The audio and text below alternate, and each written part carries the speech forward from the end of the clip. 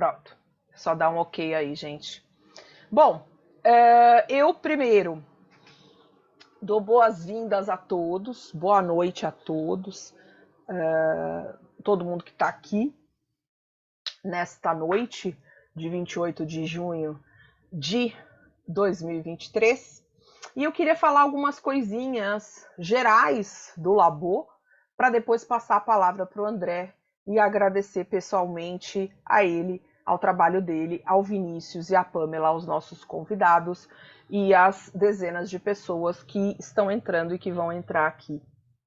Em primeiro lugar, eu sei que muitas das pessoas já ouviram tudo que eu vou falar, mas sempre a gente tem pessoas novas, então é importante sempre a gente refazer e falar novamente alguns recados, além de outras questões quando a gente vai abrir uma aula especial com um tema que eu não diria que seria... Eu diria um tema delicado e às vezes pode ser até controverso, mas eu diria delicado devido a toda a situação que a gente vem passando nos últimos anos, né? E todos os debates e tudo mais. Em primeiro lugar, eu gostaria de dizer que o meu papel no Labo, meu papel, Andréia, é como assistente acadêmica, né? O Labo é um departamento da Fundação São Paulo, que é a mantenedora da PUC. Então, nós somos um departamento irmãos da PUC, certo? Não somos vinculados a nenhum curso específico, nem de teologia, nem de psicologia, nem de jornalismo, etc., mas somos da Fundação São Paulo, que é a mantenedora da PUC, Laboratório de Política, Comportamento e Mídia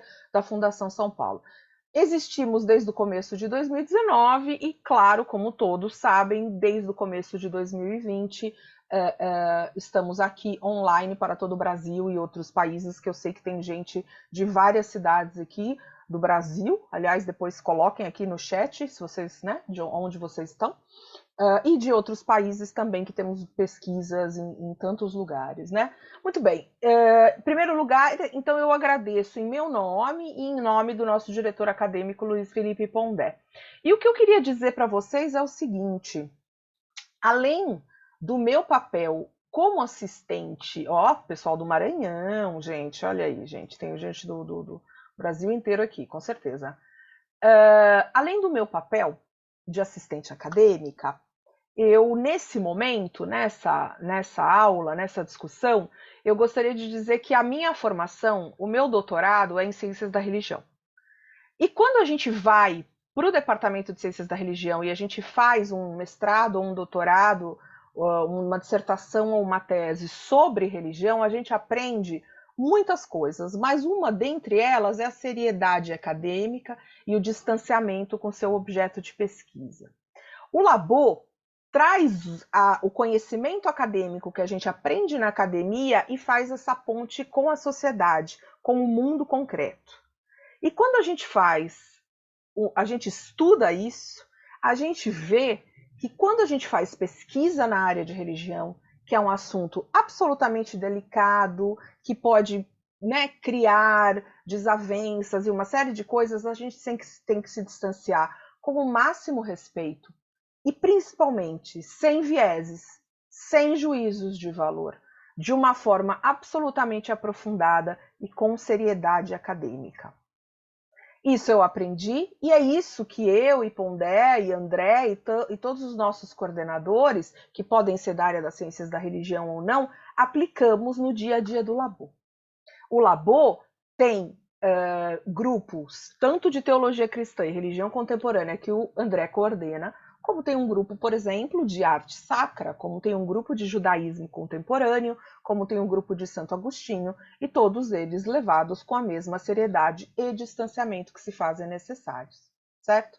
Então, isso é uma coisa que a gente coloca sempre e que eu acho sempre necessário quando a gente vai começar uma discussão com assuntos assim como os da aula de hoje de evangélicos. Eu falo a mesma coisa, por exemplo, a gente vai ter no final de julho uma discussão sobre a importância de estudos judaicos em relação ao antissemitismo, né? Então a gente precisa sempre manter a seriedade em relação a todos esses temas.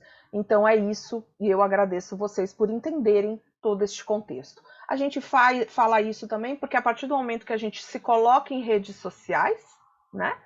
Que a gente colocou, por exemplo, o título que a gente criou para essa aula, a gente recebe também muitas porradas, entre aspas, e que são absolutamente normais neste mundo violento das redes sociais, que não deveriam ser, porque as pessoas deveriam entender o nosso papel. Mas, enfim, é necessário a gente falar isso.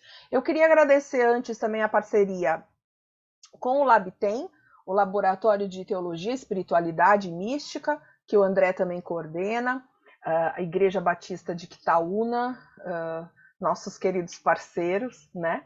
E que a gente tem muitas atividades em conjunto, não importando qual religião é de cada um.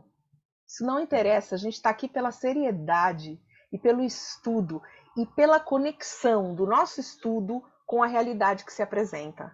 Então, quando a gente está falando de Brasil e quando a gente está falando de tanta coisa, não há, talvez, assunto mais importante para a gente discutir de forma séria do que esse que o Vinícius, a Pamela e o André vão apresentar. Dando continuidade, a gente volta aqui para falar no final, mas só para falar, dar 2 recadinhos.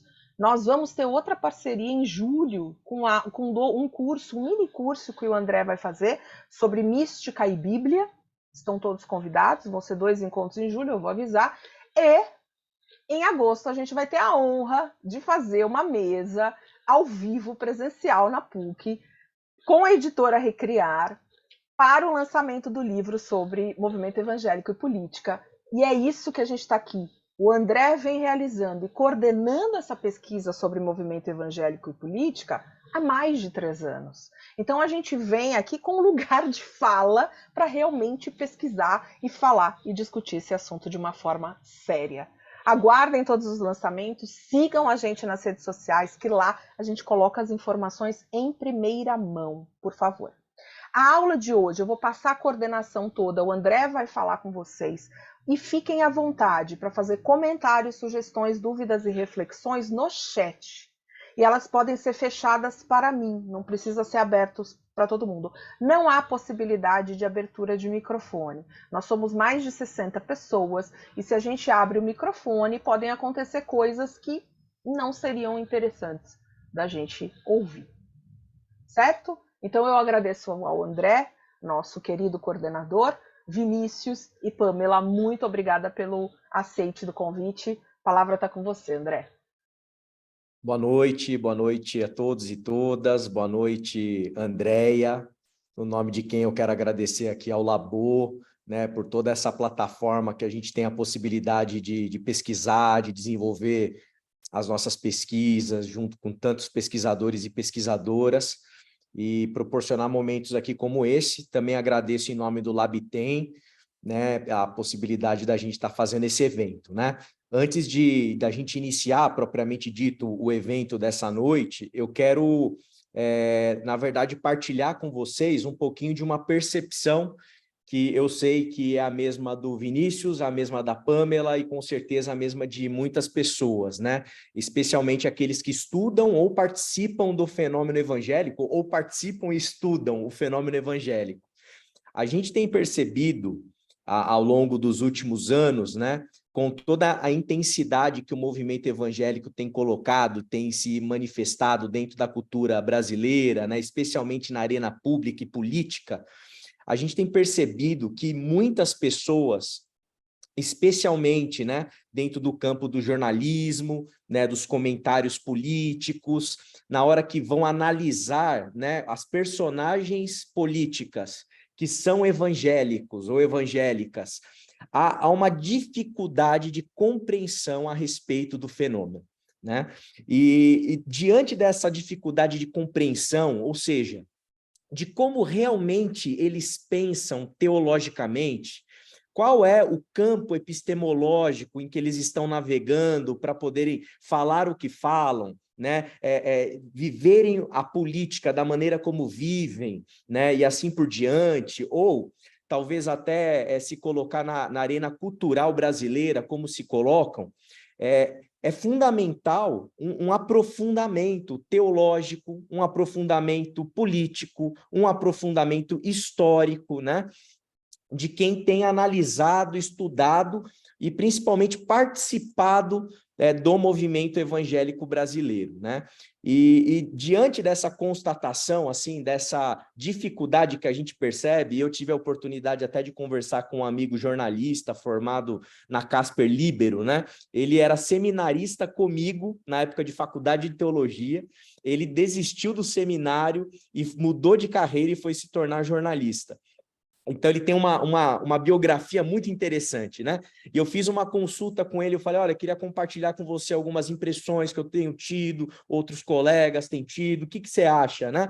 E ele foi muito categórico, né, em dizer que realmente há uma dificuldade muito clara, técnica, né, no sentido de compreensão da teologia por detrás do movimento evangélico. Então, esse evento aqui, ele é um evento para ajudar a gente a discutir e a entender, e com certeza as dúvidas todas de vocês vão ser muito pertinentes, para a gente poder desvendar, né, digamos assim, o movimento evangélico e, de fato, entendermos como que ele funciona, né?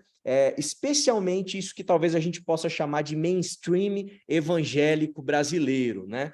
Que é aí aquilo que é preponderante, né? A maioria. E para isso, eu fiquei muito feliz, né, de dois amigos queridos terem aceito o convite para participarem dessa aula aberta. A Pamela Campos, né, ela é historiadora, ela trabalha na divulgação, né, de material acadêmico, né, ciências da religião, teologia na editora Recriar, né, ela é uma influencer também digital. Então, é um prazer te receber aqui, Pamela, né? E você partilhar com a gente um pouquinho do seu conhecimento de história, né? E de todas as suas pesquisas dentro dessa área. E também o Vinícius do Vale. Vinícius do Vale, ele é cientista político pela USP e trabalha, é diretor do Observatório dos Evangélicos aqui no Brasil e tem também, ao longo aí de bons anos, se dedicado a estudar, analisar e compreender o fenômeno. E eu vou falar para vocês aqui enquanto teólogo, né? Então, qual que é o itinerário que a gente pretende fazer, né? Cada um de nós, a gente vai fazer uma fala de 20 minutos, a gente vai iniciar com a Pamela, porque a percepção histórica, né, de como que esse movimento evangélico ele acontece na história e se desdobra no Brasil é fundamental. Na sequência, eu vou fazer a minha fala sobre a teologia, né, que norteia e que fundamenta o movimento evangélico, e no final o Vinícius do Vale vai falar a respeito de uma perspectiva mais política, né? Estritamente política. Claro que eu e a Pamela a gente vai acabar tocando provavelmente nesse assunto da política, não tem como, né? Mas ele vai focar especialmente aí nessa área que é a área dele. Então, imediatamente eu passo a palavra para Pamela Campos. Mais uma vez, Pamela, muito obrigado por ter aceitado. Um prazer estar aqui com você, viu? Todo mundo aqui está com certeza feliz em te ouvir. Gente, muito obrigada a todas as pessoas que estão aqui com a gente. Está dando para me ouvir bem? Perfeito. Como o André já disse, eu sou Pamela Campos, mas acho importante eu também pontuar aqui algumas coisas. Primeiramente, eu sou de Duque de Caxias, Baixada Fluminense, Rio de Janeiro.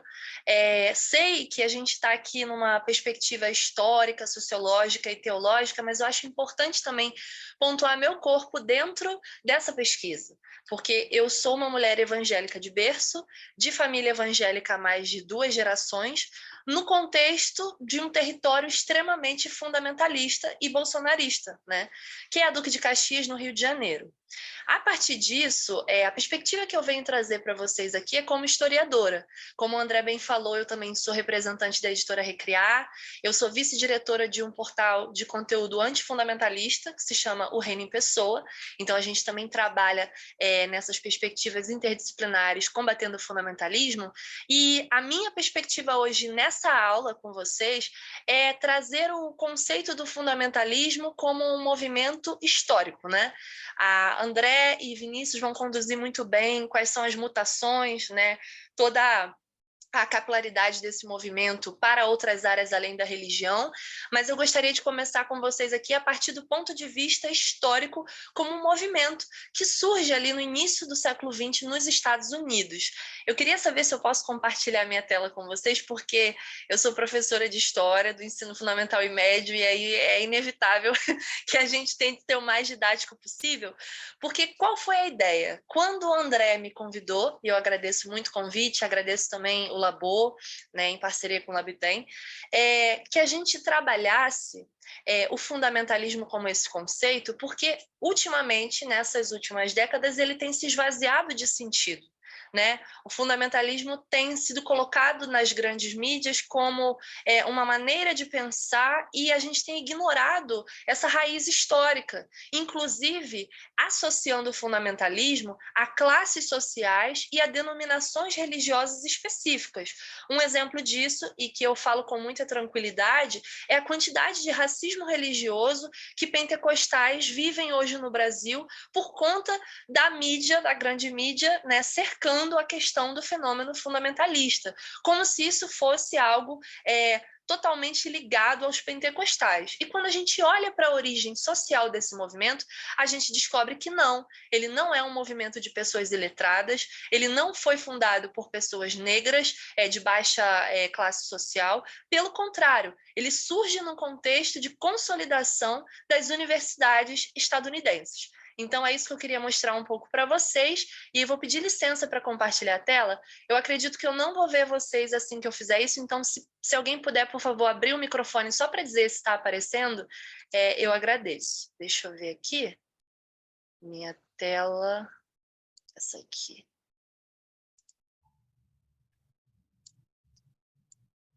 Cadê meu campo? Tá aqui. Deixa eu só pegar para cá. Pamela, para não aparecer seu WhatsApp, né, minha querida, por favor. Opa, meu Deus, espera aí, só um instante. Não tá aparecendo, não tá. Agora tá certinho. Foi? Foi, ótimo. mas coloca no modo de apresentação. Claro. Pronto, agora foi. Peraí que o... Foi? Perfeito. Foi. Ótimo. Então, vamos começar. A abordagem de muitas pessoas a respeito do fundamentalismo se inicia pensando a questão da religiosidade. Mas o caminho que eu queria fazer com vocês hoje é diferente.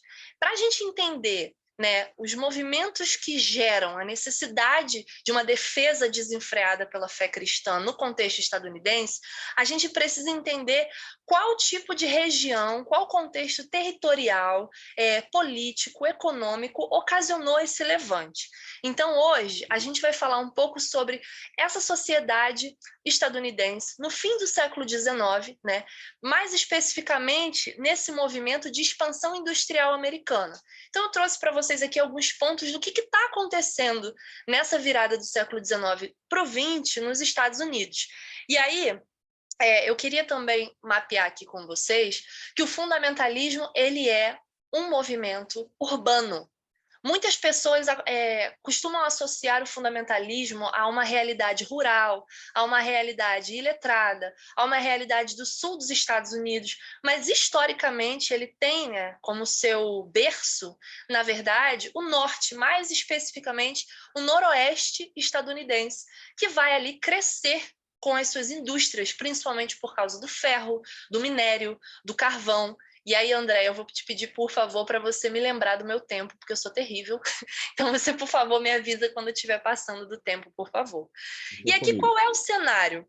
Você vai ter um levante industrial muito forte e, juntamente com isso, a gente está tendo os movimentos de unificação na Europa, que vai trazer uma grande leva de europeus para os Estados Unidos, assim como as guerras antes da Guerra de Secessão com o próprio território do México, vai trazer também uma quantidade de latinos para essa região, por causa da oportunidade de trabalho em vista do crescimento industrial. Além disso, com a vitória, né, o fim da Guerra de Secessão, que o Norte é vitorioso, você também tem uma alta demanda de negros libertos que vão participar desse contexto industrial.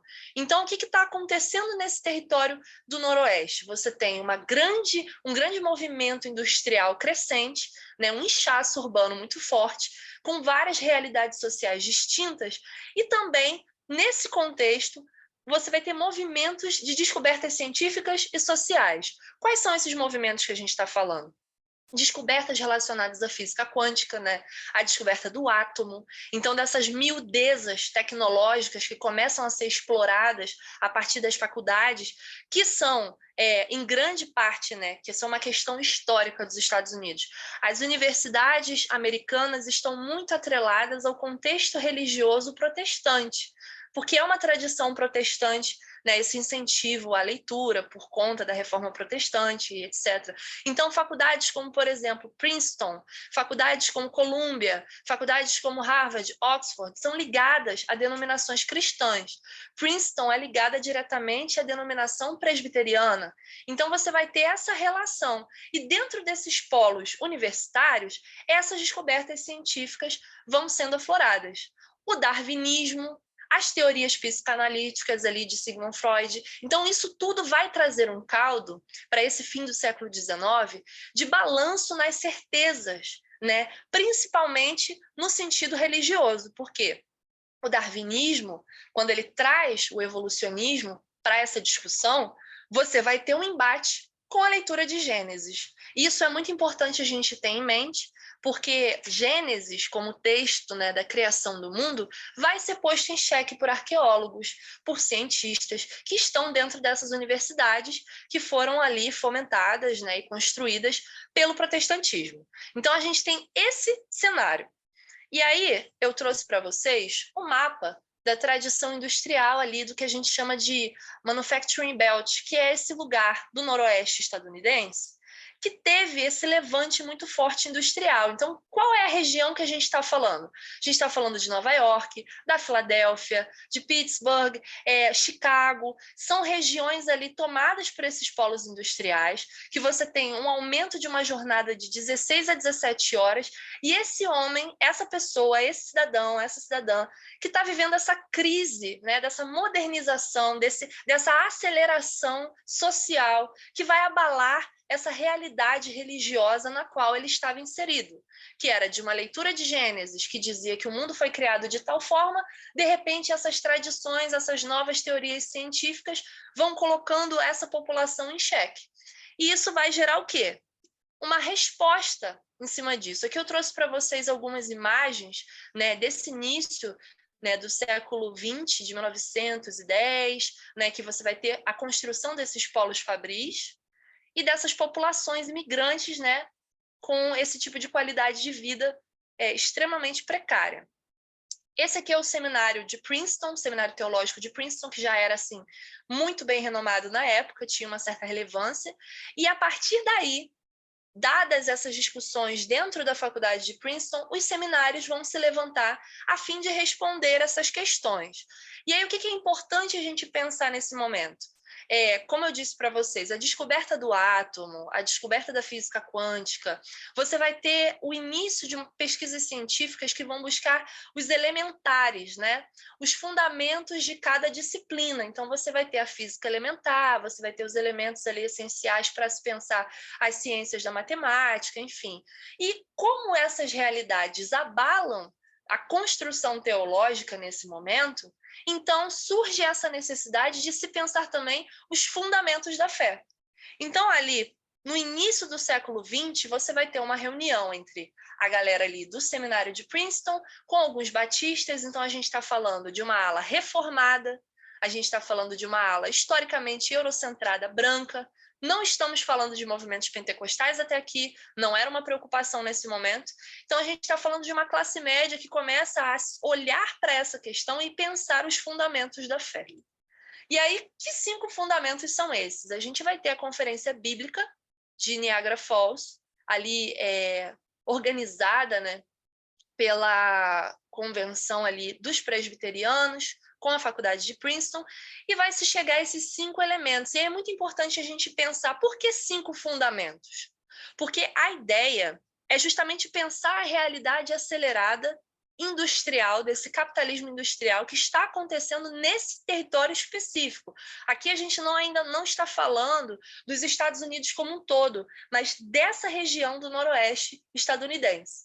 Então, ali, você vai começar a fomentar como que a gente consegue dissolver, minimizar simplificar essas discussões teológicas, especialmente porque lá na Europa você tem o surgimento do crescimento ali do movimento que prima, né, por uma análise bíblica, uma hermenêutica bíblica histórico-gramatical, que começa a olhar esses textos bíblicos, contextualizando eles a partir da sociologia, da história, da gramática, das traduções desses textos originais, e começam a pôr em xeque essa questão toda da autoria dos textos bíblicos. Então, esse movimento que acontece não é só uma resposta ao surgimento das teorias científicas, mas também a essas novas abordagens bíblicas, essas abordagens teológicas que estão ali centradas na Europa e passam a chegar também nos Estados Unidos pelo evangelho social.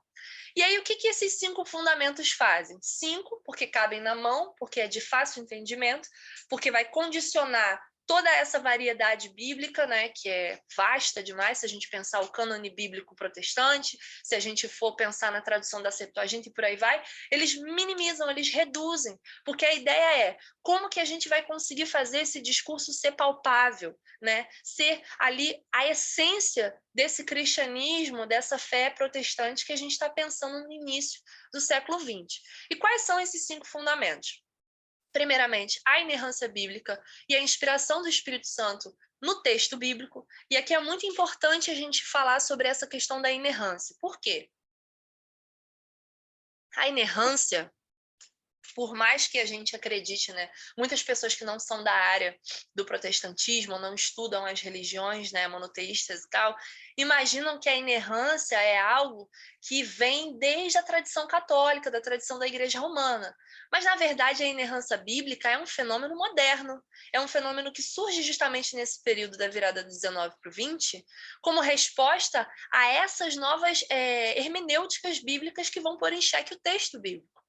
Então, vai surgir essa questão da inerrância bíblica, da infiabilidade dos textos bíblicos, que é uma coisa muito recente, por mais que a tradição evangélica brasileira bata nessa tecla, né, como algo que vem da tradição do protocristianismo, isso não é uma verdade. Então, aqui é que a gente vai conceber a questão da inerrância bíblica, do literalismo bíblico, que futuramente vai dar origem à bibliolatria, que é uma das questões centrais para a gente entender o porquê as pessoas são terrivelmente evangélicas, né? Inclusive, assim, legalizando os textos de horror da Bíblia, de terror, como foi o caso que a gente viu aí recentemente do pastor Anderson Silva. O segundo fundamento vai ser o nascimento virginal de Jesus Cristo. Por que o nascimento virginal? Porque aqui existe também essa mentalidade do sexo como pecado, do sexo como pecado originário, inclusive, né? Então, essa tradição também vai reforçar essa questão do nascimento virginal de Jesus Cristo. Terceiro, morte de Cristo e redenção do pecado. Então, a morte de Cristo, na verdade, ela foi para gerar a redenção do pecado. Então, aqui se esvazia também o sentido político da morte de Cristo, da análise do texto bíblico. Quarto, a importância da ressurreição de Cristo. Então, é necessário crer nessa ressurreição de forma literal. E 5, a crença histórica nos milagres de Jesus, que também são um fundamento aí. Então, inicialmente, a gente tem nesse texto 5 fundamentos da fé, né, que a gente vai chamar The Fundamentals, né, a Truth Testimony, se eu não me engano, né, que é um testemunho verdadeiro dessa fé. Aqui eu trouxe para vocês a imagem dessas cartilhas, que foram feitas várias edições. E aí a pergunta que fica é, como que esse movimento de um seminário teológico ali, que reúne presbiterianos e batistas, conseguiu esse tipo de incentivo, né, esse financiamento para fazer essas cartilhas rodarem. E aí a gente precisa voltar na tecla da questão econômica, né? Então, aqui nesse momento, famílias desse polo industrial que estavam ali naquele cinto ali industrial do noroeste dos Estados Unidos, vai financiar essas cartilhas. Principalmente, por quê? Porque existe uma defesa desse discurso, né, da Bíblia, enfim, como moral e etc. ali, para purificar as famílias. A gente está falando de um contexto de revolução industrial, onde toda essa realidade de exploração do trabalho danificava a vida das famílias. Você não tinha uma qualidade de vida, você não tinha uma família estruturada. Então, nesse sentido, esses fundamentos também eram aliados para se pensar essa família tradicional que deveria ser protegida. E aí a gente vai ter, por exemplo, famílias como Rockefeller, né, financiando a publicação desses textos e a tiragem dessa impressão para circular nesse contexto do Noroeste estadunidense. E aí, como que a gente chega, então, a partir disso aqui, na arena pública, né? A gente vai ter a aparição, né, desse texto dos fundamentos ali como uma realidade a ser defendida a partir de 1920. Então, não dá para a gente falar do movimento fundamentalista como uma identidade religiosa antes da década de 20. Falar do fundamentalismo no século XIX não é possível, porque ele surge como movimento identitário político, de fato, em 1920. Através de quem? Um reverendo batista chamado Curtis Lee Law. Ele tem acesso a esses fundamentos, lê e olha e fala, não, eu me identifico com isso aqui, eu sou fundamentalista, então eu vou defender esses fundamentos pela família norte-americana, pela pureza das crianças, enfim, pela defesa do evangelho verdadeiro, para a não contestação bíblica, contra essa ciência moderna que quer destruir as bases desse evangelho. Só que aqui é também importante a gente saber que o movimento fundamentalista, por mais que muitos acreditem nisso, ele não é anti-ciência. E eu vou explicar para vocês por que ele não é anti-ciência. Ele não é anti-ciência porque ele utiliza a categoria científica para validar as verdades dele. Então, você não é anti-ciência porque você quer colocar a Bíblia como uma arma científica.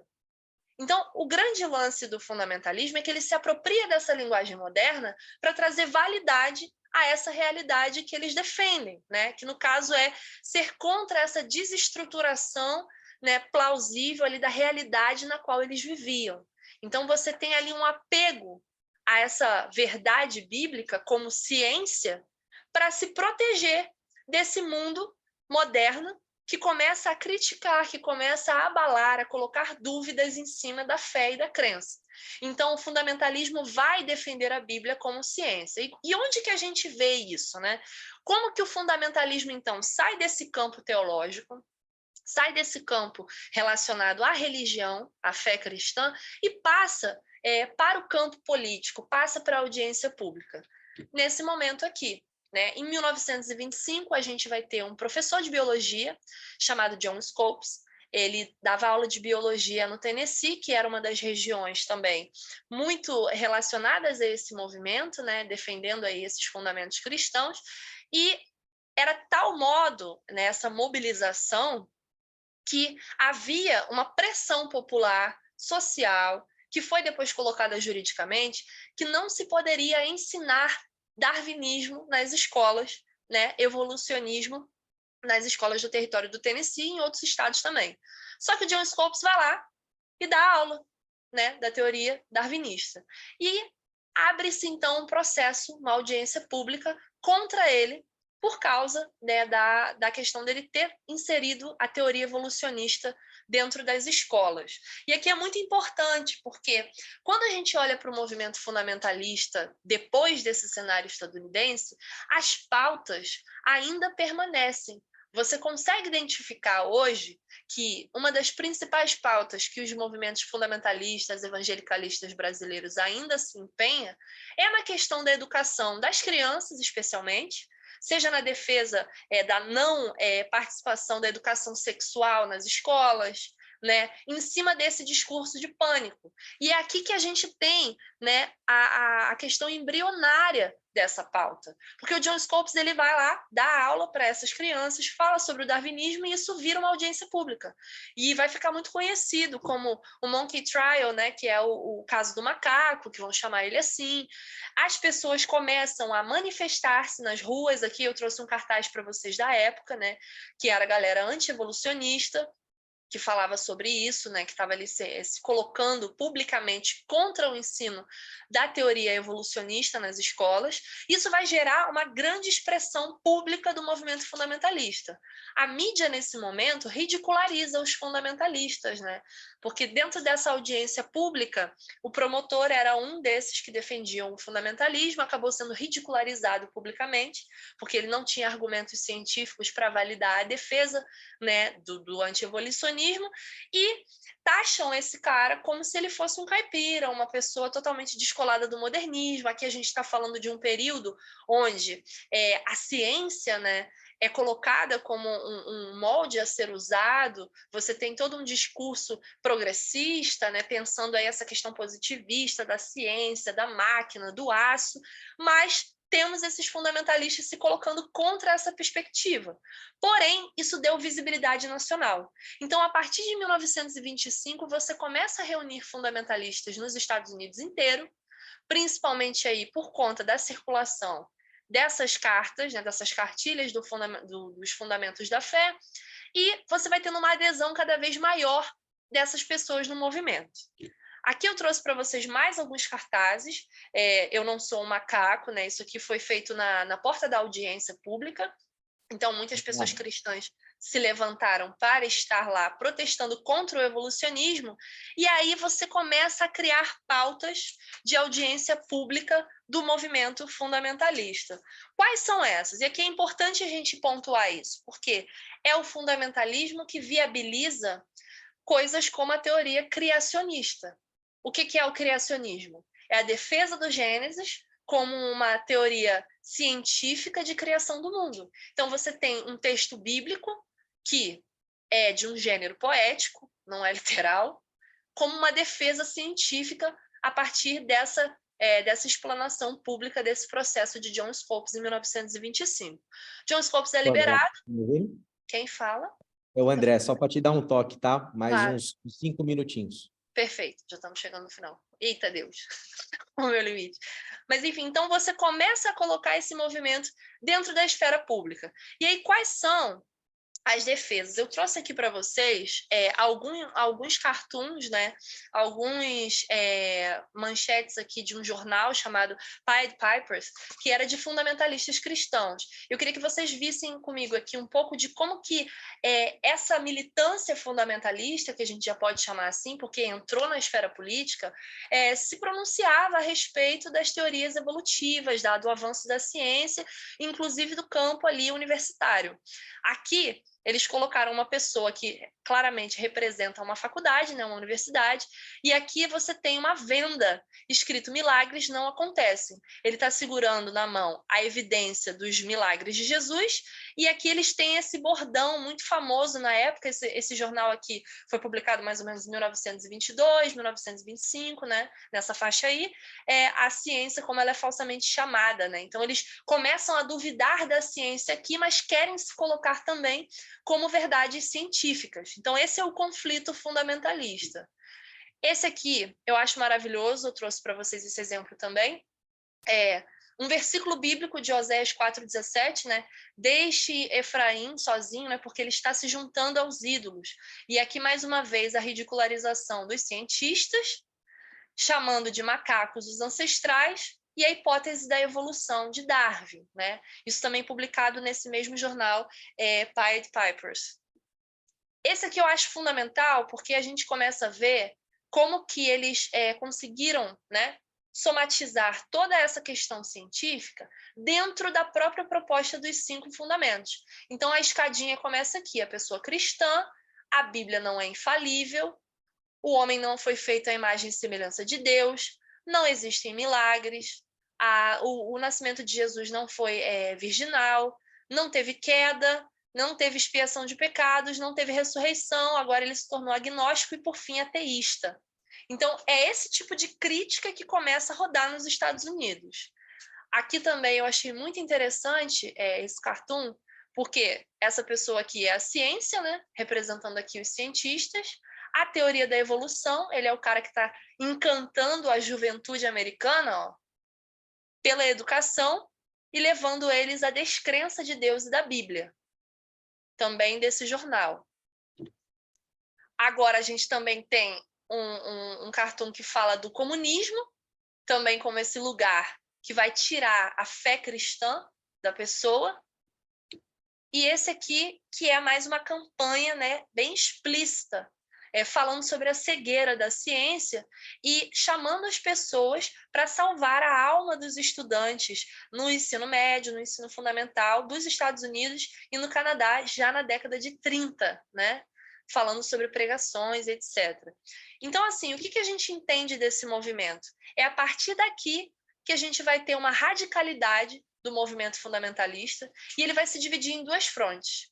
A ala mais radical, que vai continuar sendo com a nomenclatura de fundamentalista, e a outra ala, que vai vir a partir da década de 40, que vai fazer uma nova roupagem. Por quê? Por conta dessa militância radicalista com a questão da ciência, né, a mídia vai encarar o movimento fundamentalista como essas pessoas fanáticas, né? Que não querem o progresso da nação, que são um atraso. Então, como é que a gente consegue fazer uma nova roupagem para o fundamentalismo ser mais palatável? A gente faz uma mudança de nomenclatura. E aí, então, que a gente começa a chamar o fundamentalismo, como ele é, de evangelicalismo, os evangélicos. E isso é muito interessante porque a gente derruba a pertença de denominações e faz uma frente supradenominacional. Então, agora eu posso ser batista, eu posso ser presbiteriano, eu posso ser metodista, mas se eu concordo com esses 5 pontos, se eu concordo com a pureza da nação estadunidense, se eu quero combater essas teorias, né, evolucionistas e pensar a Bíblia como o ponto de referência social, então eu sou um evangélico. E é a partir desse momento que a gente vai ter a chegada das missões evangelicalistas no Brasil, na década de 40, também financiadas por essas famílias. Então, a gente vai ter os seminários Batista do Sul, por exemplo, na Tijuca, no Rio de Janeiro, que vão estar muito atrelados a essa teologia fundamentalista, os seminários presbiterianos do Recife, do outro lugar agora que eu me esqueci, mas são lugares que começam a publicar essas teologias e a inerrância bíblica vira, então, um símbolo de ser evangélico, um símbolo da sua fé, da defesa pelo evangelho de Cristo.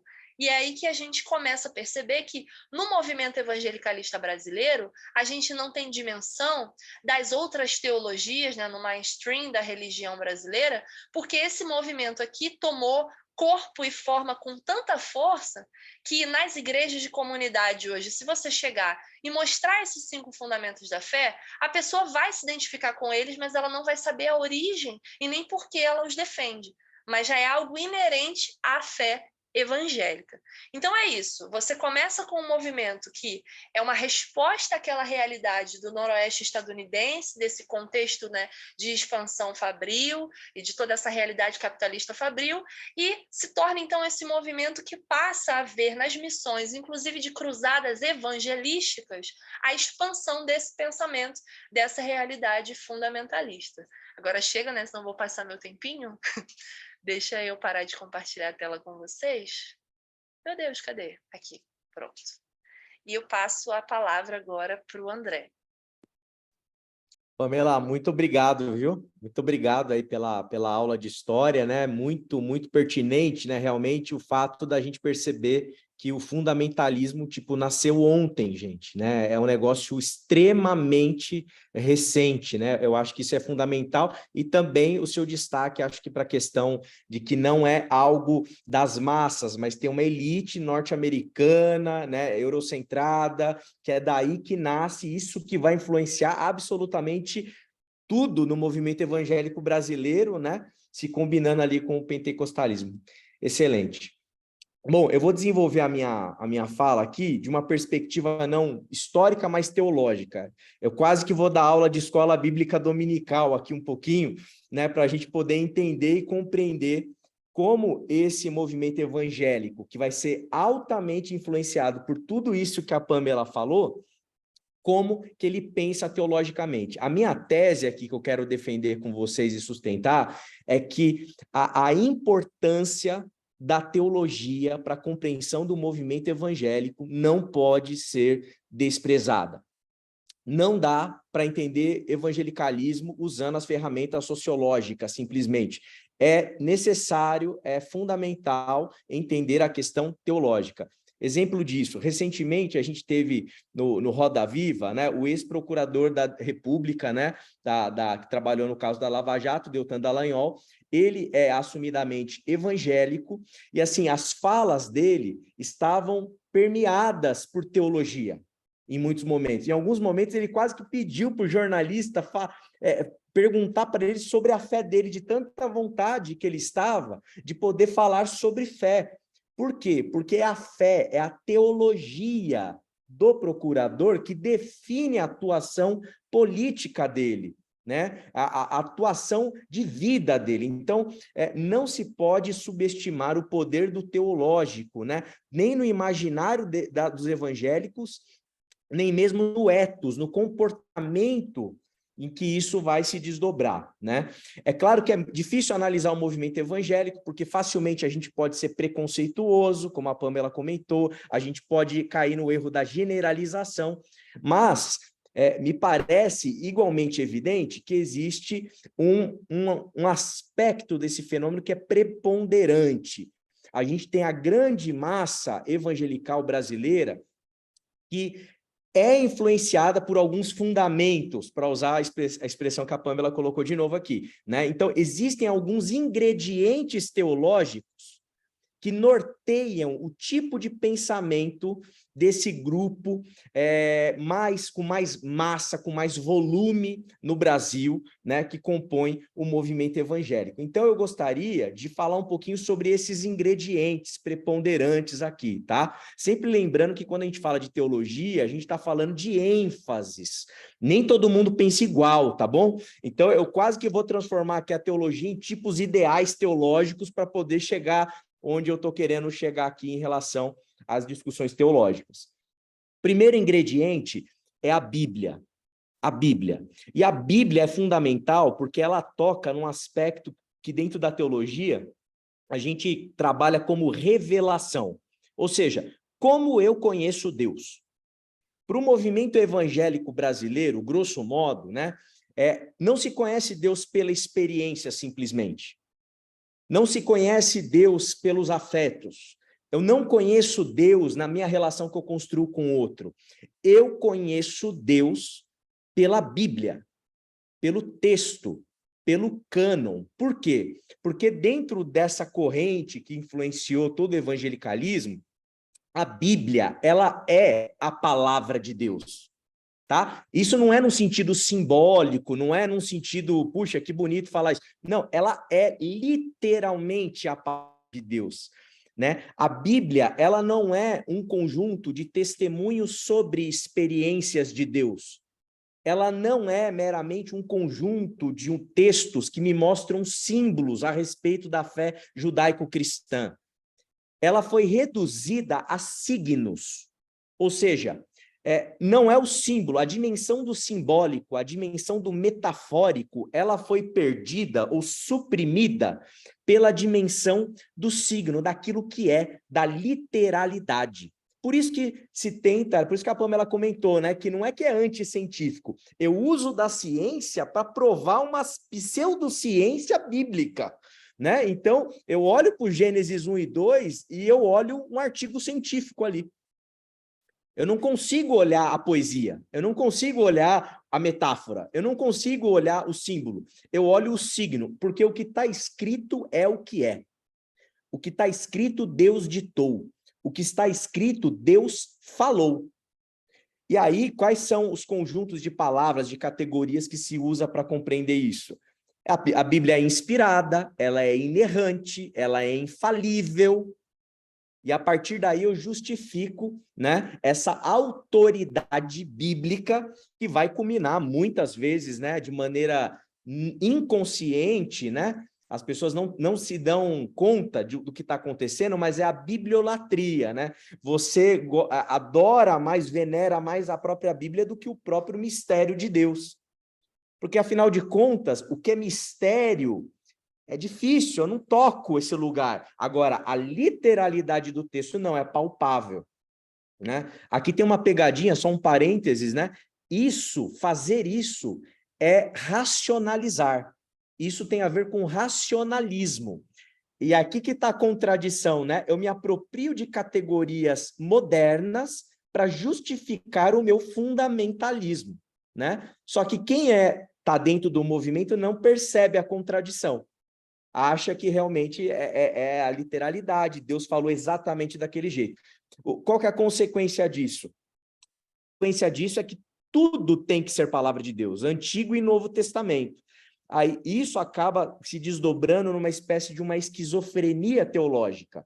Porque como que eu sustento o Deus que manda matar no Antigo Testamento com o Jesus do amor do Novo Testamento, né? E isso acaba entrando em xeque. Como que você resolve essas contradições, né? Que uma crítica literária ou uma leitura com muito bom senso vai perceber contradições nos textos, né? 66 livros, escritos por autores distintos em mais de 2000 anos, né?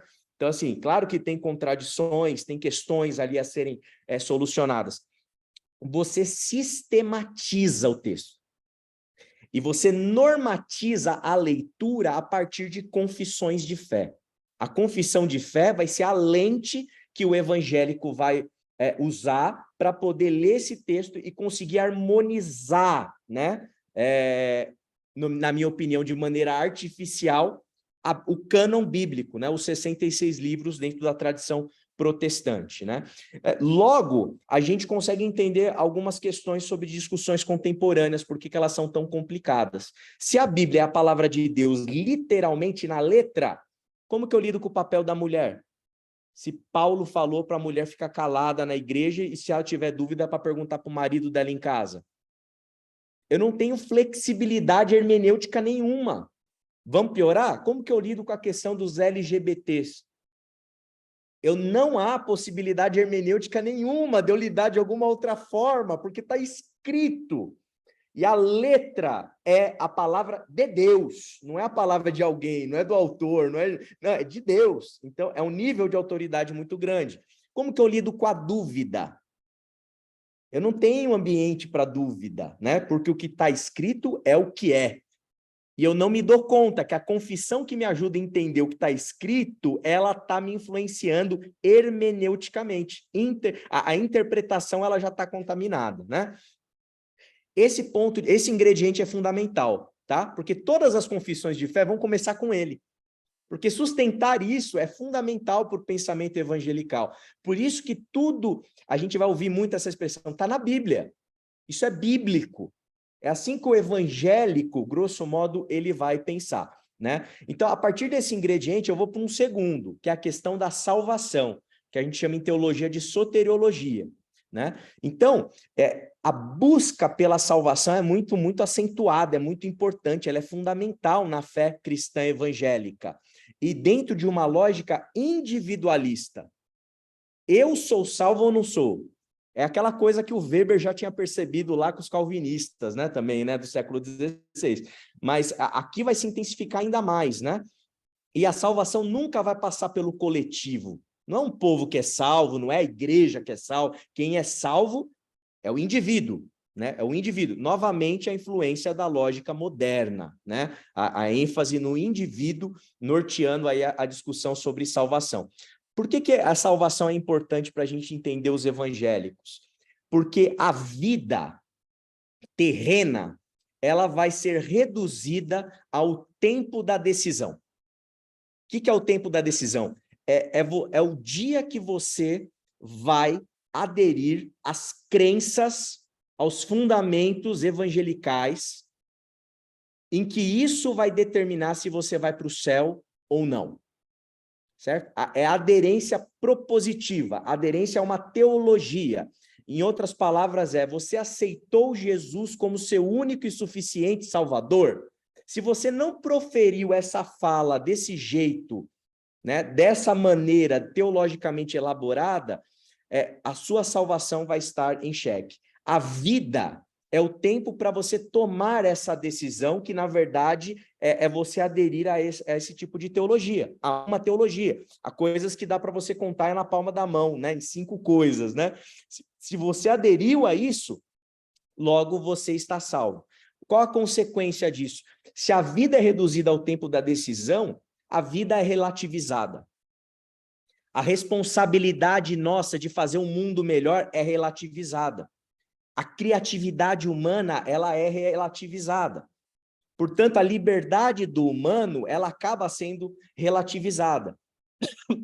Por quê? Porque a vida é o espaço de tempo em que você tem para poder se converter.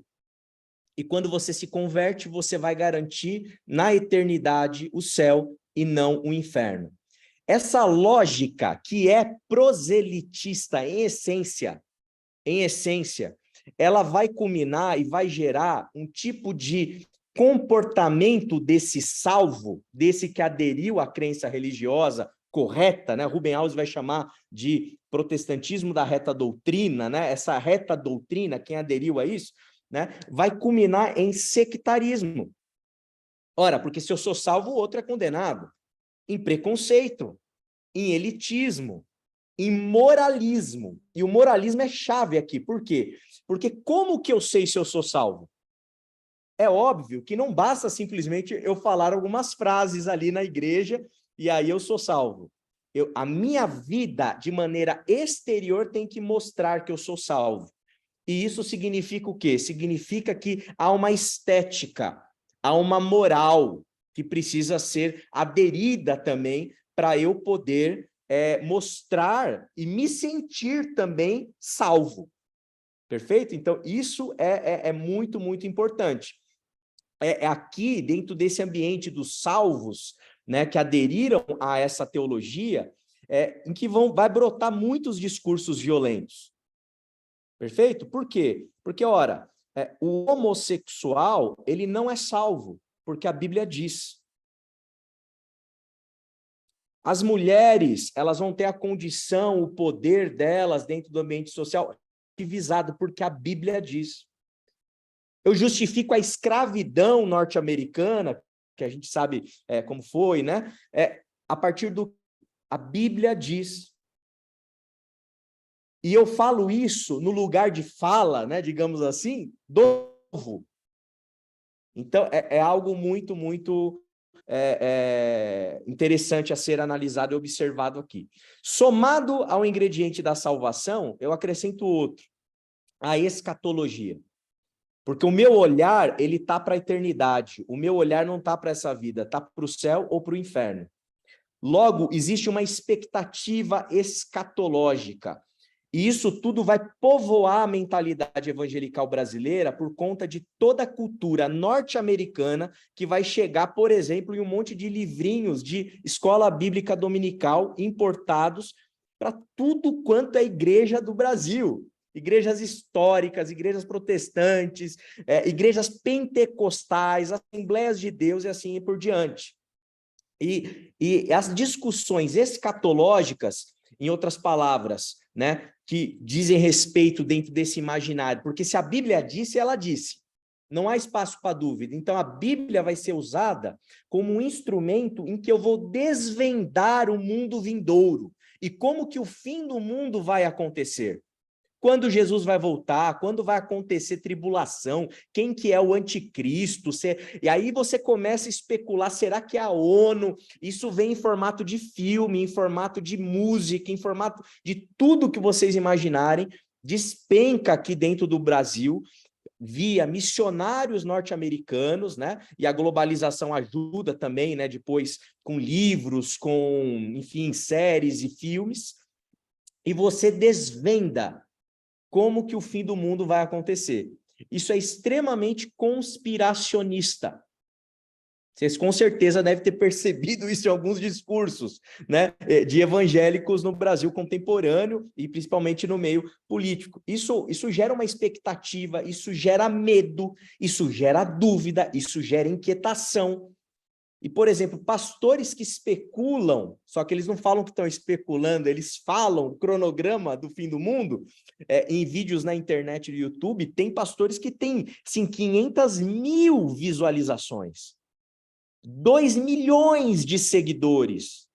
É uma coisa, assim, muito, muito, muito intensa, com uma capilaridade muito, muito grande. Quem consegue elaborar isso de maneira adequada, claro que consegue mais adeptos. Por quê? Porque o imaginário apocalíptico, ele é muito poderoso na maneira de você lidar com o povo, né? Você, enquanto pastor, pastora, líder comunitário, se você consegue articular essas questões a respeito do fim, com ares conspiracionistas, isso tudo atiça talvez um lugar dentro do humano que já desperta a curiosidade por natureza. Agora, se isso tem a ver com a minha salvação, se eu vou participar dessa conspiração, se eu vou desvendar o xadrez geopolítico mundial, isso fica muito atrativo, né, para todo mundo, né? Então, a mentalidade evangélica brasileira, ela tem um olhar deslocado, né, para essas coisas escatológicas,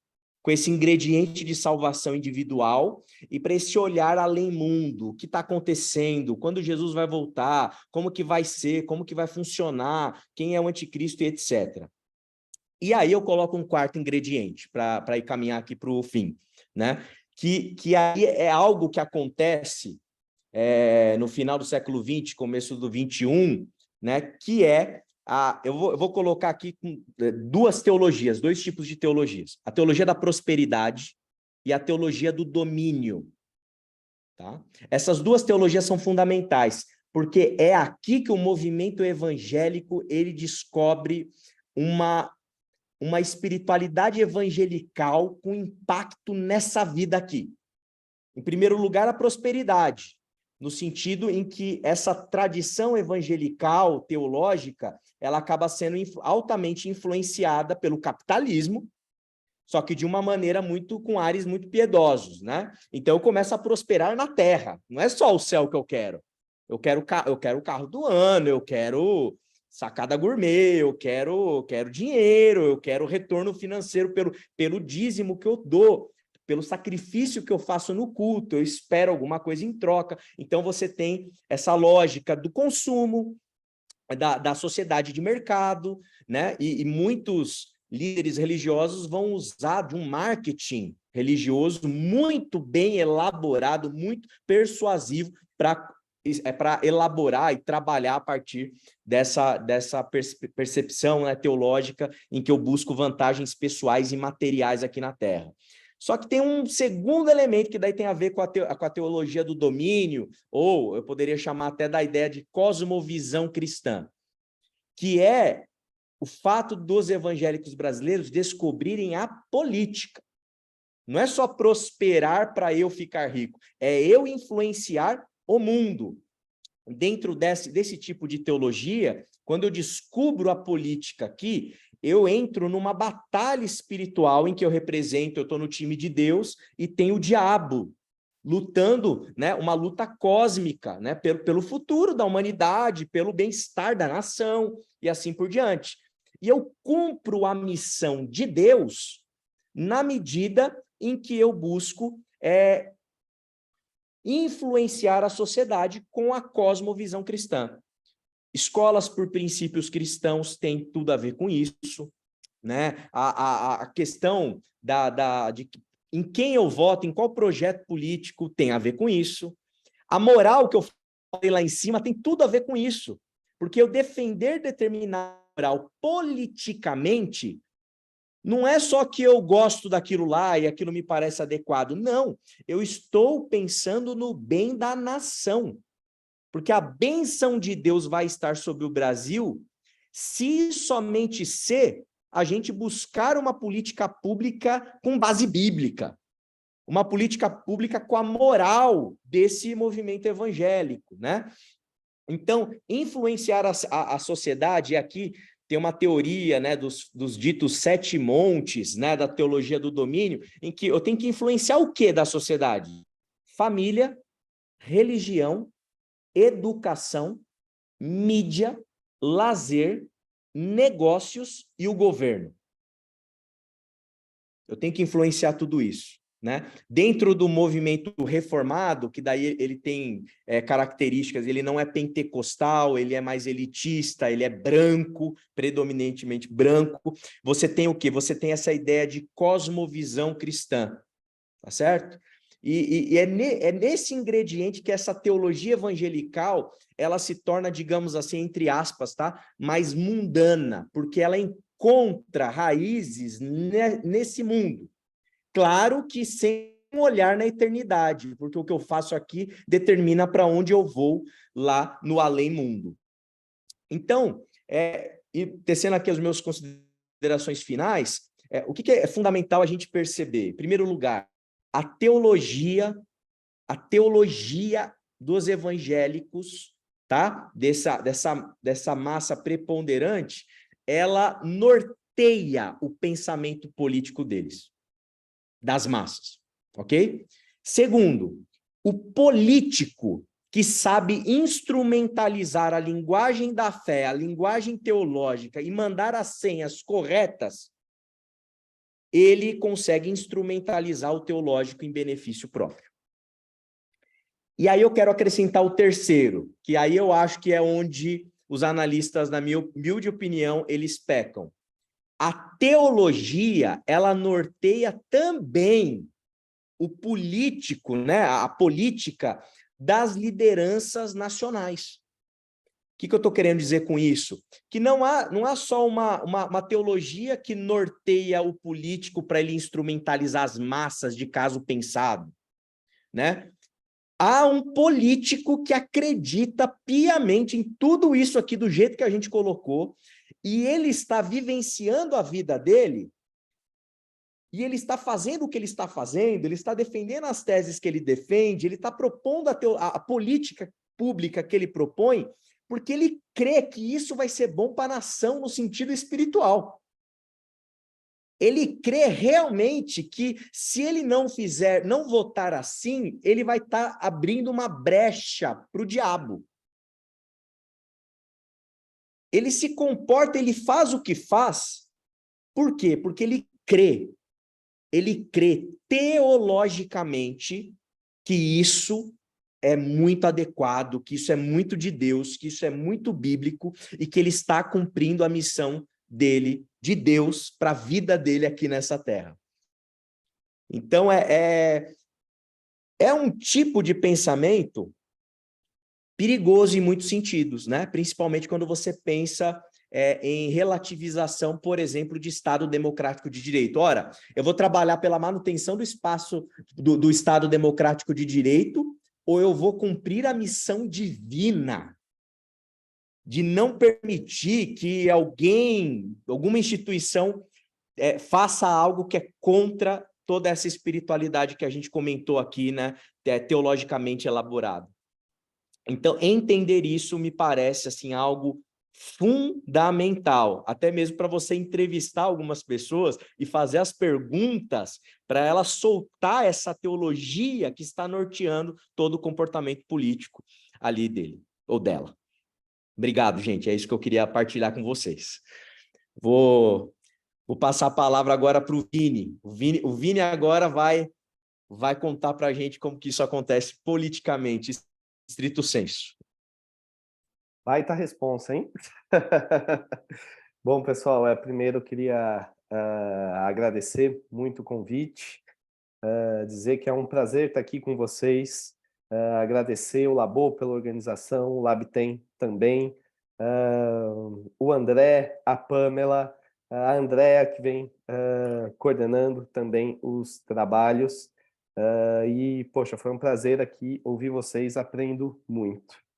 A minha fala hoje vai buscar fazer um panorama político, institucional, mas flertando com o aspecto ideológico, social também, dos evangélicos na sociedade brasileira nos últimos anos, né? Para isso, eu vou utilizar de algumas reflexões que eu tenho feito, desde que eu comecei a minha trajetória como pesquisador desse movimento, né? Então, vou pegar algumas reflexões que eu carreguei do meu mestrado, do meu doutorado, e mais recentemente, reflexões que eu tenho feito sobre especificamente a conjuntura política atual. E daí tem um artigo que saiu no mês passado na revista Protesta e Carisma, que é fruto, inclusive, de um debate que eu fiz na PUC São Paulo, organizado pelo GPP, né? Um artigo que está no prelo ainda, que eu vou apresentar junto com a pesquisadora Esther Solano na IPSA no mês que vem, no encontro da Associação Internacional de Ciência Política. Bom, então, para começar, de fato, essa análise, eu queria, antes de tudo, na verdade, né, dizer que é preciso entender quando a gente está falando de ideologicamente e politicamente, né, em termos de ação perante atores políticos, né, esse universo evangélico, quanto plural, quanto heterogêneo, e eu levo isso em consideração, é importante dizer isso. No entanto, no meio dessa heterogeneidade, existe um grupo majoritário, e muito do que eu vou falar diz respeito especificamente a esse grupo majoritário. Eu gosto de fazer essa introdução porque às vezes as pessoas viram e falam: não, mas tem aquela igreja, não, mas tem aquele grupo pentecostal, inclusivo e tal, e as pessoas estão certas, existem esses movimentos e eles têm uma certa significância no universo religioso brasileiro. No entanto, não são dessa corrente majoritária, que é o que, quando a gente está falando de política, quando a gente está falando de eleição, o que, obviamente, tem mais peso, né?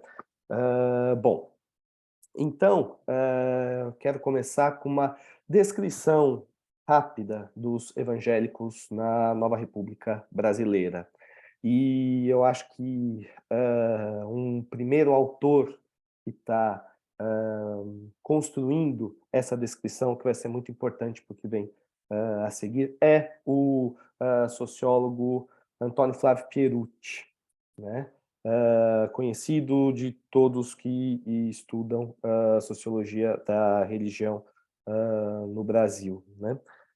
O Pierucci, ele escreveu um texto analisando a presença dos evangélicos na Constituinte brasileira, e ele vai definir esse grupo como uma nova direita. Eu acho muito interessante a gente pensar que hoje a gente tem falado muito sobre nova direita, né?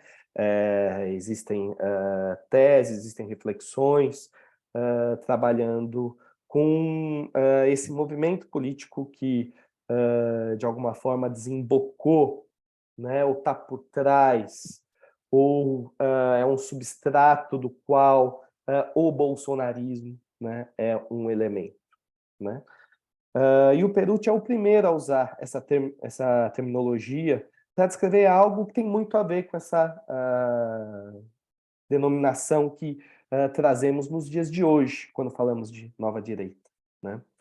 Ele vai dizer que os evangélicos, durante a Constituinte, a camada majoritária, vai dizer que tem um pequeno grupo de evangélicos de esquerda, mas a camada majoritária desse grupo é composta por essa nova direita, que teria um conservadorismo econômico e um conservadorismo moral aliados, né?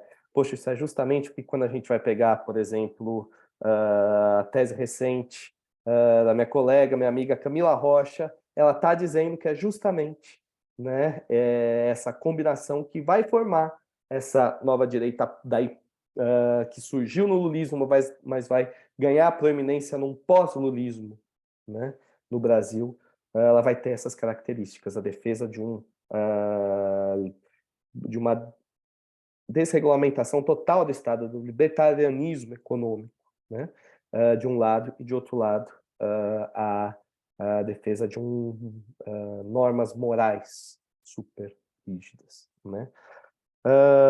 Bom, e isso vai desembocar, né, ao longo do tempo nos apoios políticos que esse grupo vai ter majoritariamente ao longo ali até o início do governo Lula. Então a gente está falando de 89, né? Tem um texto também do Flávio Pierucci com o Mariano, depois tem outro texto do Pierucci com o Reginaldo Prandi, mostrando o quê? Que em 89 eles defenderam o Collor, né?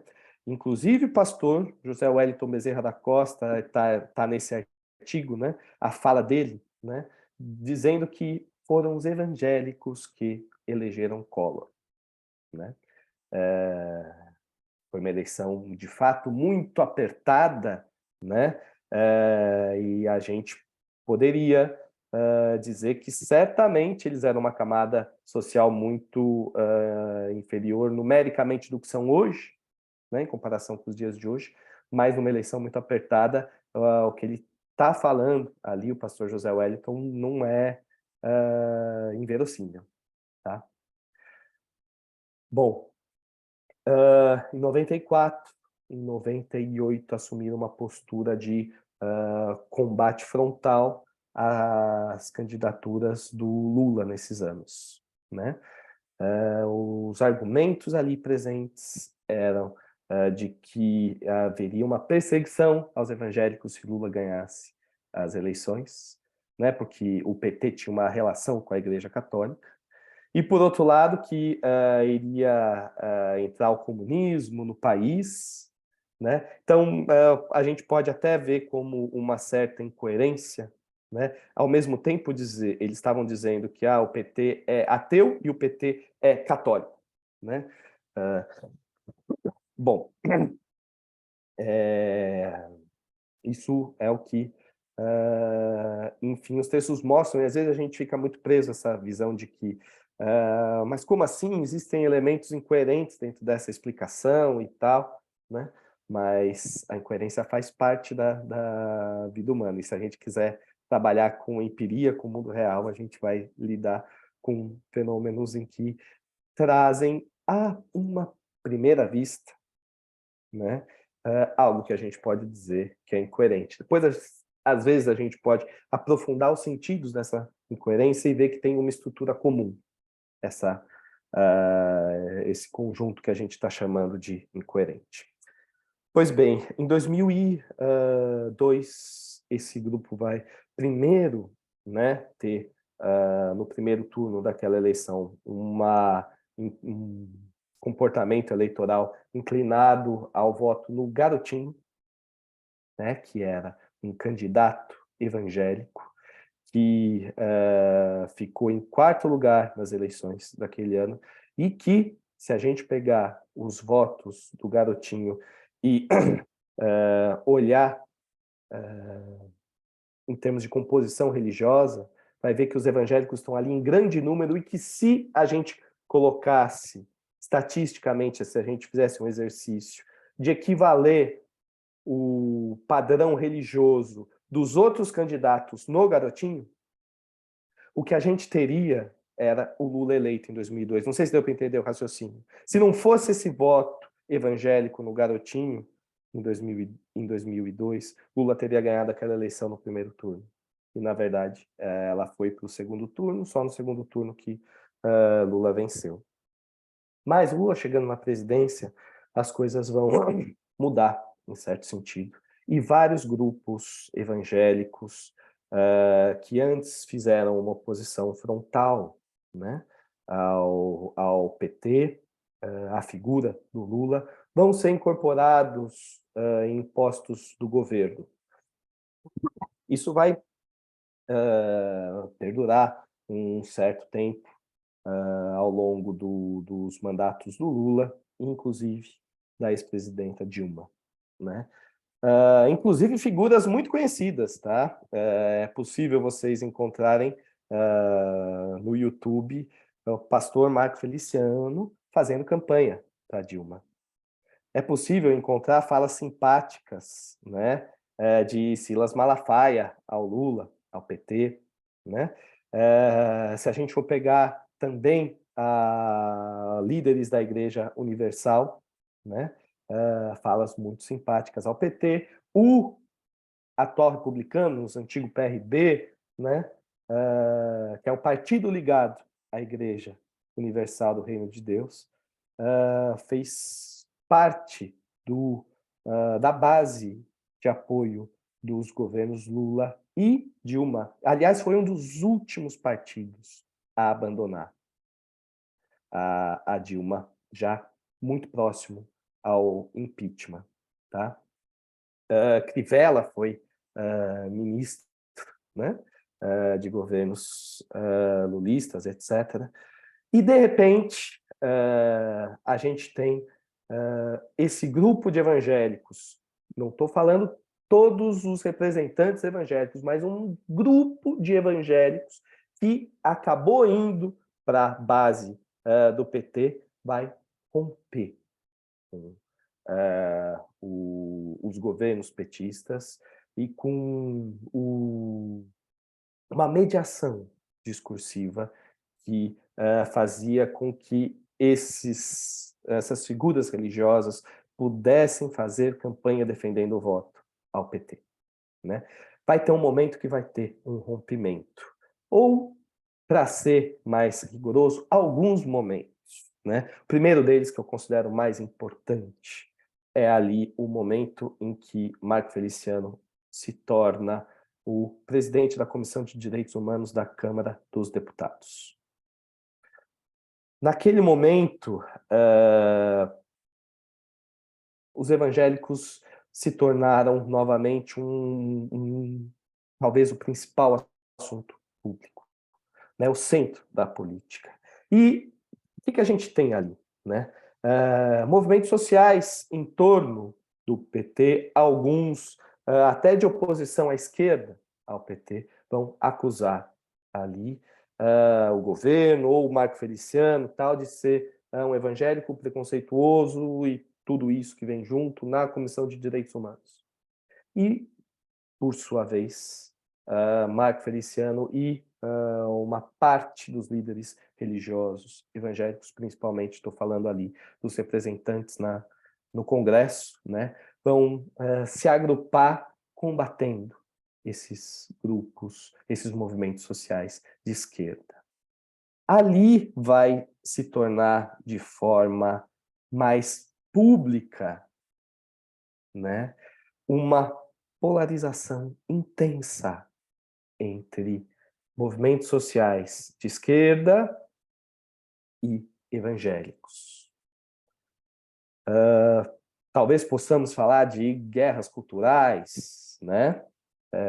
Alguns gostam dessa conceitualização, outros não muito, mas de fato há uma polarização muito forte ali entre o campo dos movimentos sociais, principalmente movimentos feministas, movimentos LGBTQIA+, movimentos em torno de pautas de direitos humanos, de um lado, e evangélicos, de outro. Isso vai ganhando mais destaque ao longo do tempo, e aí a gente vê o momento em que a Dilma começa a perder apoio, né, já próximo ao seu impeachment, como ali o republicano sendo um dos últimos partidos de cunho evangélico a abandonar a base de sustentação lulista, tá? Petista. Bom, mais de 90% dos evangélicos votaram. Se não me engano, 98% dos deputados evangélicos votaram pelo impeachment de Dilma. Depois temos o bolsonarismo e, segundo a pesquisa Datafolha de véspera da eleição em 2018, 69% dos evangélicos votaram em Bolsonaro no segundo turno. E depois, em 2022, esse número vai ser idêntico, segundo a pesquisa Datafolha de véspera, tá? Então, isso mostra uma certa consolidação dos evangélicos, enquanto uma oposição ao PT, e a gente só olhando para os números poderia dizer que enquanto parte de uma base social bolsonarista, tá? Estou falando só olhando para os números porque ainda tem alguns minutos. Vou defender que não é bem assim.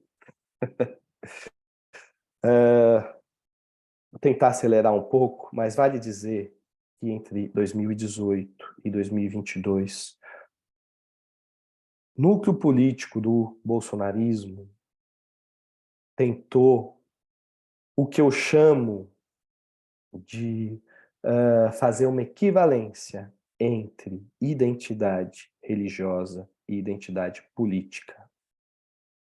Ou seja, dizer que ser evangélico é ser bolsonarista. Isso, segundo relatos, tem acontecido nos Estados Unidos. E daí eu cito uma reportagem do jornalista Tim Alberta. Tá? Eu cito essa reportagem nesse artigo que eu falei para vocês anteriormente, um Protesto e Carisma. Bom, isso foi no Brasil sendo feito a partir de vários movimentos. O Bolsonaro começou a usar uma retórica evangélica, trouxe líderes evangélicos para circularem no palácio, deu uma visibilidade política nunca antes tida para esse grupo. Indicou um ministro, segundo a sua classificação, terrivelmente evangélico para o STF, né? E é claro que o nome dessa mesa faz uma referência a isso, né? As pessoas nas redes sociais, pelo que estavam falando aqui anteriormente, não perceberam, mas é isso, né? Bom, indicações políticas, uma retórica evangélica e, enfim, uma importância dada também nas políticas públicas, tá? Levando em consideração elementos teológicos evangélicos. Isso, ao longo da campanha de 2022, vai ficar ainda mais agressivo. Eu escrevi algumas intervenções públicas dizendo que a gente nunca tinha visto na história política brasileira tamanha interferência entre religião e política no Brasil. Porque eu faço pesquisa de campo em igrejas em período de campanha eleitoral há mais de 10 anos.